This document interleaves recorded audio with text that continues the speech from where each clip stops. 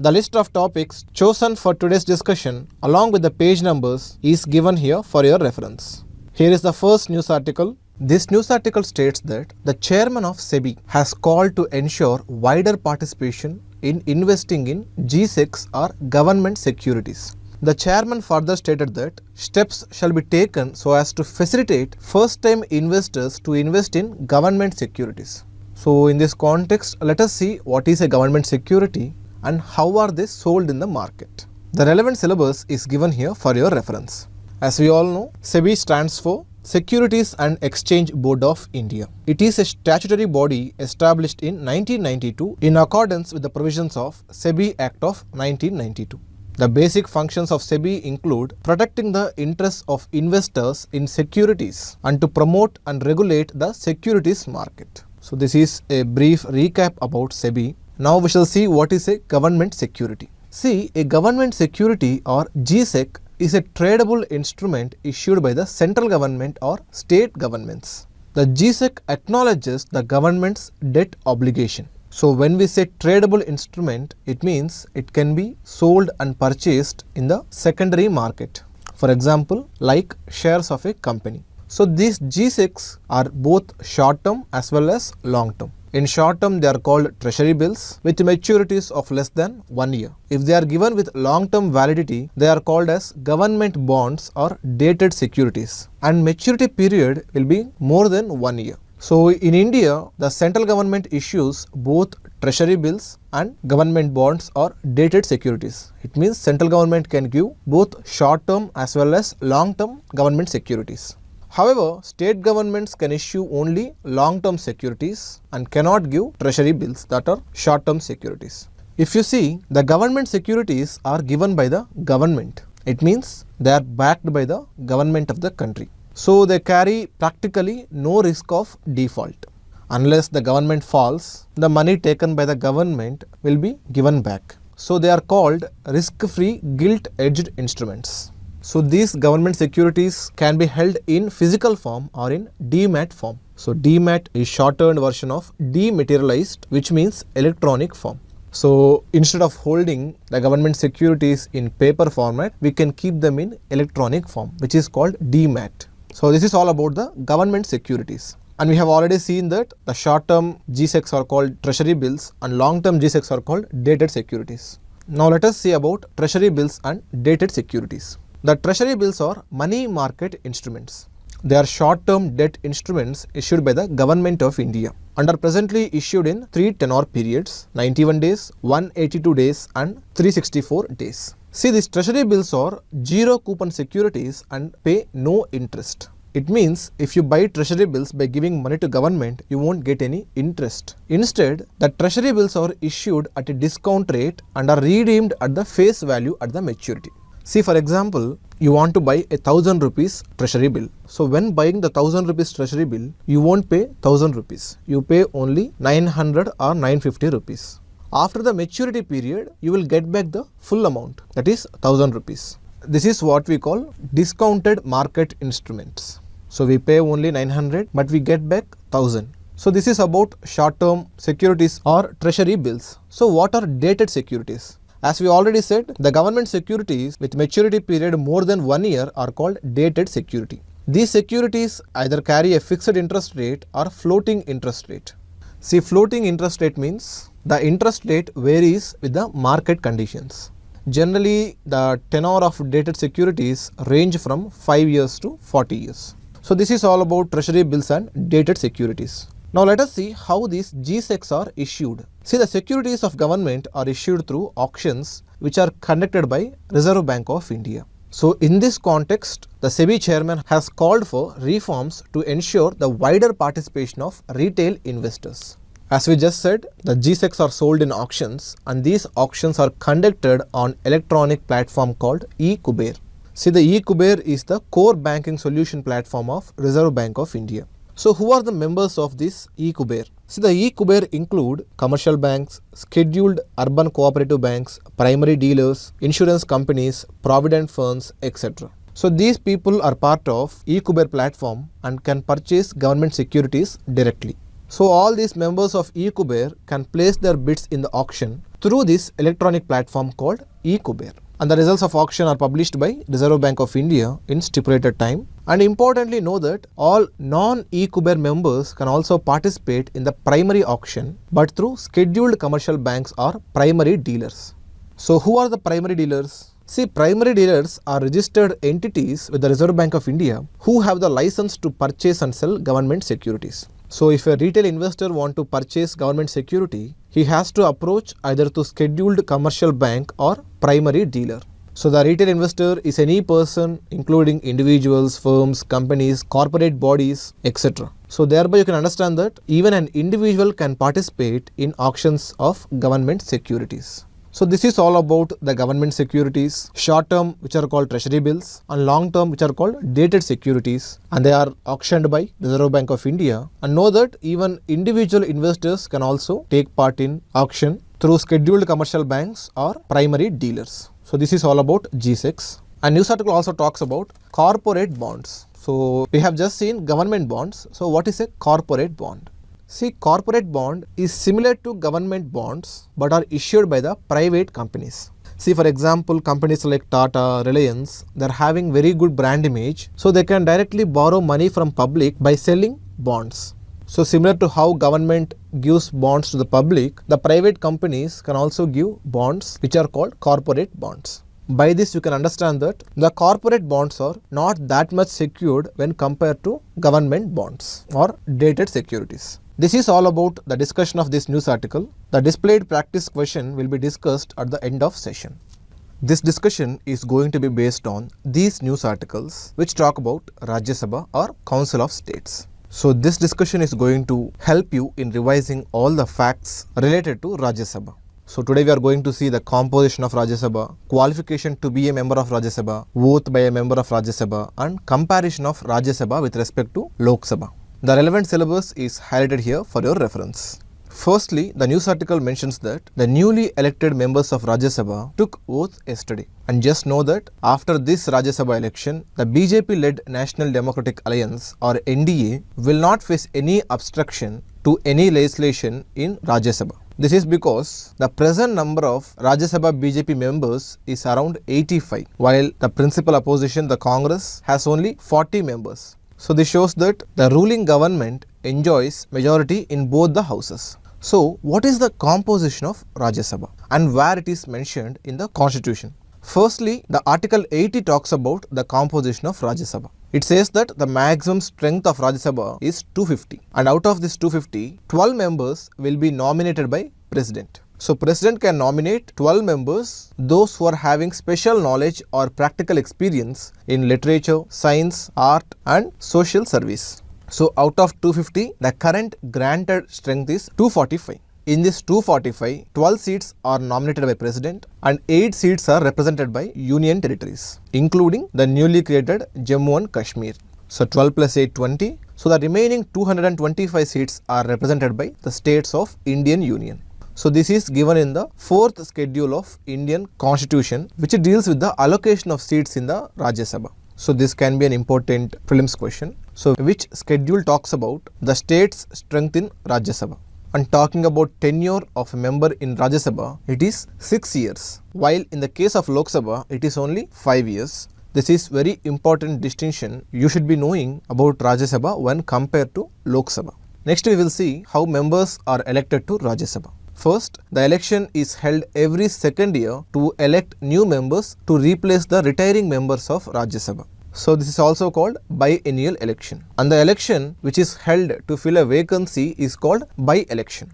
Suppose if a person dies before the completion of Rajya Sabha term, a new member will be elected in his place. Very importantly, know that the new member will serve only remainder period. So if the member who died already served 3 years, the new member will serve as Rajya Sabha member only for the next 3 years. The representatives of states and UTs in Rajya Sabha are elected by method of indirect election. This is mentioned in Article 80, which says that the election should be held as per the system of proportional representation by means of single transferable vote. So we talked about the election and the process. So who elect the members of Rajya Sabha? The answer is the MLAs of each state. So the representatives of each state or the MLAs will elect the members of Rajya Sabha. Then the representatives of 3 union territories, which are Delhi, Puducherry and Jammu Kashmir, are elected by the MLAs of those union territories. So this is about the election of a Rajya Sabha member. So what is the qualification to be a member of Rajya Sabha? So regarding qualifications, Article 84 says that a person to be qualified for the membership of Rajya Sabha should be a citizen of India and he must not be less than 30 years of age. In case of Lok Sabha, it is 25 years of age. Then the member must possess other qualifications as prescribed by the parliament. So okay, now the elections are done and members are elected. So the first act of a member after election or nomination is to subscribe oath or affirmation before the president or before some person appointed in that behalf by the president. So this is mentioned in the Article 99. So immediately after election, the member should take oath either before president or any person appointed by the president in that behalf. Here know that the constitution or the rules do not prescribe time limit within which a member has to subscribe to the oath. So it means there is no time limit. The constitution provides for the provision of penalty for sitting and voting before making oath.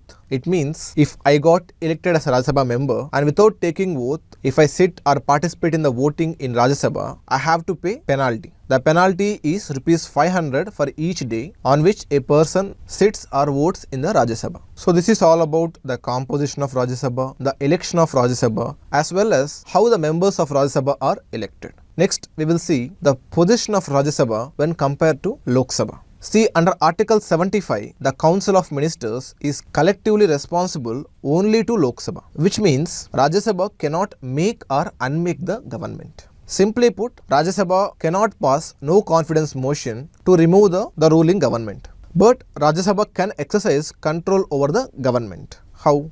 See, until now, the BJP or the BJP-led NDA did not have enough majority in the Rajya Sabha. So every time it comes with a controversial bill, Rajya Sabha used to put a blockade for the passage of the bill. So this is how Rajya Sabha can exercise control over the government when the government does not enjoy majority in Rajya Sabha. And there are other means as well, like committees, etc. And next, comparison with Lok Sabha with regard to the passage of ordinary bills. Know that with respect to ordinary bills, both Lok Sabha and Rajya Sabha are kept on an equal footing. It means both have equal powers. So when both houses have equal powers, there may be a chance that both houses will not be on the same ground. It means they won't accept the same provisions. So it may lead to a deadlock. So to resolve this deadlock, Article 108 provides for joint sitting of both the houses. So in joint sitting, both houses participate and discuss and votes on the bill. And know that this is only applicable for ordinary bills and not for money bills. Because with respect to money bills, Lok Sabha has more powers and it can override Rajya Sabha as well. So there is no chance of deadlock. And with respect to powers, privileges and immunities of both houses and members of houses as well as committees, both Lok Sabha and Rajya Sabha are on equal footing. And there are few other important matters where Rajya Sabha and Lok Sabha both enjoy equal powers, like election and impeachment of president, election of vice president, approving the proclamation of emergency, and proclamation regarding failure of constitutional machinery in states or president rule, as well as financial emergency, which is mentioned in Article 360. So thus it is clear that except in few matters, both houses have equal powers. Now if you look at this news article, it talks about criminalization of politics, especially in Rajya Sabha. So according to this news article, 54 MPs or 24% of Rajya Sabha members are facing criminal cases. This was found by Association for Democratic Reforms or ADR. See, whenever a member participates in an election or won in an election, they have to submit an affidavit. In that affidavit, they are mandated to disclose all the cases pending in the court of law. So based on these affidavits, ADR found that around 24% of Rajya Sabha members are facing criminal cases. And more shockingly, even among the newly elected representatives who took oath yesterday, 28 MPs have declared serious criminal cases. So this shows that the criminalization of politics is further increasing and not on decreasing trend. This is very unfortunate because despite the continuous efforts made by Supreme Court to cleanse the politics, candidates having criminal background are still being elected as members of parliament. So this is all about the discussion of these news articles wherein we talked about Rajya Sabha, the composition of Rajya Sabha, the election of Rajya Sabha, and the qualification to become a member of Rajya Sabha, etc. The displayed practice question will be discussed at the end of session. Let us move on to next news article. Let us take up this news article which talks about the triple talaq. So according to news article, the Minority Affairs Minister said that there has been about 82% decline in triple talaq cases since the law came into force. Yes, the news article is talking about the Muslim Women Protection of Rights on Marriage Act of 2019. So what is triple talaq? See, triple talaq is an instant and irreversible divorce procedure. So a Muslim husband can give divorce to his wife by uttering the word talaq 3 times at one go. And once it is said, the marriage stands void. Know that the triple talaq was applicable in both forms, oral as well as written, and even nowadays digital mediums like email, WhatsApp are also used to pronounce the triple talaq. So there was too much opposition against the practice of triple talaq, and it was seen as a form of discrimination against women in Muslim community. And even Supreme Court in the Shairo Banu case held that the practice of talaq-e-bid'at or triple talaq is unconstitutional and violative of Article 14, Article 15 and Article 21. So in this scenario, to protect the rights of women in Islam, Parliament came up with a law which declared triple talaq to be void and illegal. And this act is called the Muslim Women Protection of Rights on Marriage Act of 2019. So according to this act, any pronouncement of talaq by a Muslim husband upon his wife is void and illegal. This includes talaq either spoken or written or in any electronic form or in any other manner. So the triple talaq delivered through any mechanism is considered void and illegal. The act makes declaration of talaq as cognizable offence and prescribes a punishment up to 3 years imprisonment with a fine. So here cognizable offence means any offence where a police officer can arrest an accused person without a warrant. When we say non-cognizable offence, police officer can arrest the person only with a warrant from the court. And here you should note that the offence will be cognizable only if the information related to talaq is given by either married woman or any person related to married woman by blood or marriage. So if a person non-related to the Muslim woman comes forward and gives a complaint, it cannot be considered as a cognizable offence. The act also provides for compounding of offence. See, compounding refers to the procedure where the two sides agree to stop legal proceedings and settle the dispute. So this talaq offence may be compounded by the magistrate upon the request of women. The terms and conditions of the compounding will be prescribed by the magistrate. In addition, the act provides for a Muslim woman against whom talaq has been declared to seek subsistence allowance from her husband. So the woman who is the victim here can ask for allowance from her husband. And talking about custody, the Muslim woman is entitled to seek custody of her minor children. So these are the important provisions with respect to Muslim Women Protection of Rights on Marriage Act of 2019. So this act came into force on August 1, 2019, and it's almost 1 year since the act came into force. So in this context, the Minority Affairs Minister said that there has been a decline of around 82% in triple talaq in the country. This is all about the discussion of this news article. We talked about what is triple talaq and what is the act brought by the parliament to make triple talaq illegal, and we talked about the important provisions like cognizable offence, compounding, allowance and custody for Muslim women, etc. The displayed practice question will be discussed at the end of session. Let us move ahead with this news article. Next, let us take up this news article which says that the Madras High Court allowed a 15-year-old teenager who was 7 months pregnant to terminate her pregnancy. So in this context, the court said that it relied upon Supreme Court judgments which allowed termination of pregnancy exceeding the statutory limit. So what is the limit prescribed in the statute with reference to termination of pregnancy? So firstly know that there is an act called Medical Termination of Pregnancy Act 1971 which provides for the termination of pregnancy under some conditions. So, according to the MTP Act of 1971, pregnancy can be terminated within 12 weeks of gestation period if one medical practitioner certifies that continuance of pregnancy would involve a risk to the life of pregnant woman or grave injury to her physical or mental health, or there is a substantial risk that if child were born, it would suffer from physical or mental abnormalities. So in these two cases, a woman can terminate her pregnancy within 12 weeks if one medical practitioner certifies, and pregnancy can be terminated within 20 weeks of gestation period if two registered medical practitioners certifies that the continuation of pregnancy involves a risk to the life of pregnant woman, or there is a substantial risk that child would suffer from physical or mental abnormalities. So these are the existing provisions according to MTP Act of 1971, which is in still force. If you see, today's news article states that the High Court allowed termination of pregnancy of a teenager who is 7 months pregnant. So the court allowed the breaching of 20 weeks limit. In this regard, we must know that recently government came up with Medical Termination of Pregnancy Amendment Bill 2020. And this bill was passed in Lok Sabha as well. So in this context, we shall see what are the important changes proposed under this bill. So this bill is brought to amend the existing MTP Act of 1971. Here note that the objective of bill is to expand the access of women to safe and legal abortion services. So mainly the bill proposes to extend the upper limit of medical termination of pregnancies. For example, under existing act, a woman can terminate her pregnancy of 12 weeks with the opinion of one medical practitioner. This 12 weeks limit is increased to 20 weeks under the proposed bill.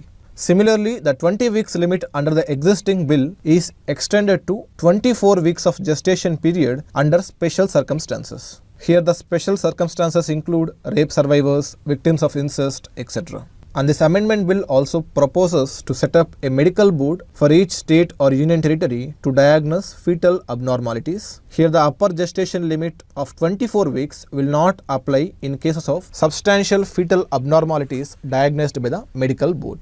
In addition, the bill also protects the privacy of women who has undergone pregnancy termination. The name and other particulars of women whose pregnancy has been terminated shall not be revealed except to a person authorized by law. So these are the important provisions proposed under Medical Termination of Pregnancy Amendment Bill of 2020. If you see, firstly the 12 weeks limit is extended to 20 weeks and 20 weeks limit is extended to 24 weeks. And the new bill also proposed to set up a new medical board for each state and union territory. In addition, there are also some privacy protection measures in the new amendment bill. With this, we come to end of this news article discussion, wherein we talked about the existing MTP Act of 1971 and the important provisions of MTP Amendment Bill of 2020. See, this article appeared in editorial page and talks about access to justice with reference to the UT of Puducherry. See, right now, Puducherry is placed under the jurisdiction of Madras High Court. This means the Puducherry neither has a regional bench of Madras High Court nor it has separate High Court for itself. In the Constitution, Articles 214 to 231 deal with High Courts in the states. And Article 214 says that there shall be a High Court for each state, and Article 230 says that Parliament can extend the jurisdiction of High Court to any union territory, or Parliament can even exclude the jurisdiction of High Court from any union territory as well. And Article 231 says that Parliament can establish a common High Court for two or more states and a union territory. See, for example, until last year, both Andhra and Telangana had a common High Court, that is High Court of Hyderabad. So, in the current case, it is Puducherry. The jurisdiction of Madras High Court was extended by the Parliament by enacting Pondicherry Act of 1962. So, under this act, the jurisdiction of Madras High Court was extended to Union Territory of Puducherry or Pondicherry. So therefore, what happens is the appeals to the orders of courts at district level in Puducherry lie at High Court of Madras. For this, the appellant has to spend a lot of money to access justice. For example, money will be spent to travel from Puducherry to Chennai, where the Madras High Court is located, and other expenses regarding the lawyer fees, etc. So this has turned into a worrisome reality where money deprives people from exercising their right to appeal. So in this context, there is a growing demand to establish separate High Court for Puducherry. So, is it constitutionally possible that is a separate High Court for Union Territory? Yes, it is possible. As per Article 241. See, Article 241 states that Parliament may by law can set up a High Court for a Union Territory. So, it is high time that Parliament acts in the best interest to facilitate access to justice for the people of Puducherry by setting up a separate High Court for the Union Territory. If you see, there is a separate High Court for Union Territory of Delhi. So, similar to that, a separate High Court for Puducherry can also be established by the Parliament. So, a small trick here to remember the articles related to High Courts. See, Article 214 talks about High Courts of each state. If you readjust the last two numbers, it becomes 241. 241 deals with High Courts for Union Territories. So, this way you can remember the articles which are related to the High Courts for states and Union Territories. So, this is all about discussion of this news article. The displayed practice question will be discussed at the end of session.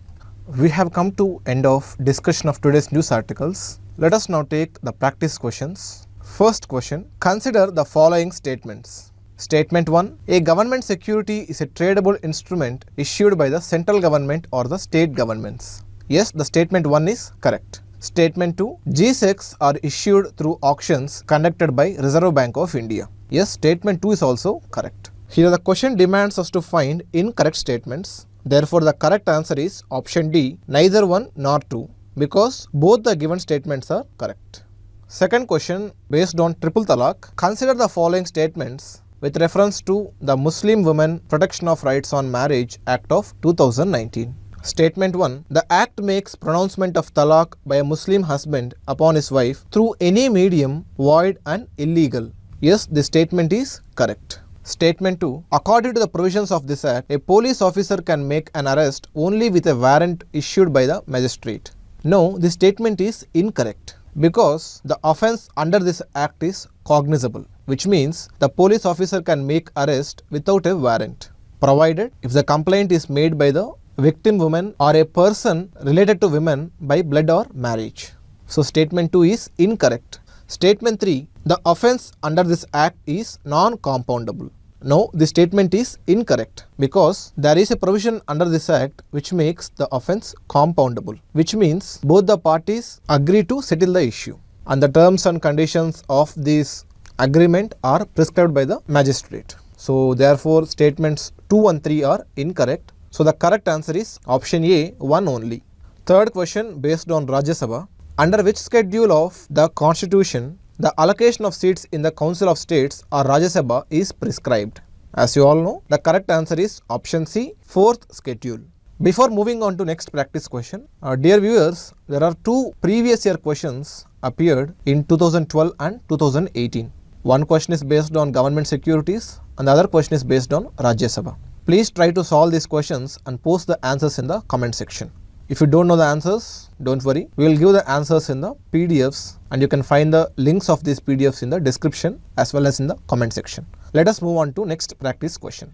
Which of the following is correct as per Article 241 of Indian Constitution? Option A, there shall be a High Court for each state. This is incorrect because the option A talks about Article 214, that is 214. Option B, every High Court shall consist of a Chief Justice and such other judges as the President may from time to time deem it necessary to appoint. See, this provision is mentioned in Article 216. So, option B is also incorrect. Option C, the Supreme Court shall sit in Delhi or in such other place as the Chief Justice of India may with the approval of President from time to time appoint. This provision corresponds to Article 130. So, option C is also incorrect. Therefore, correct answer is option D, Parliament may by law constitute a High Court for Union Territory. So, this is what Article 241 talks about. Therefore, correct answer is option D. Let us move on to next practice question.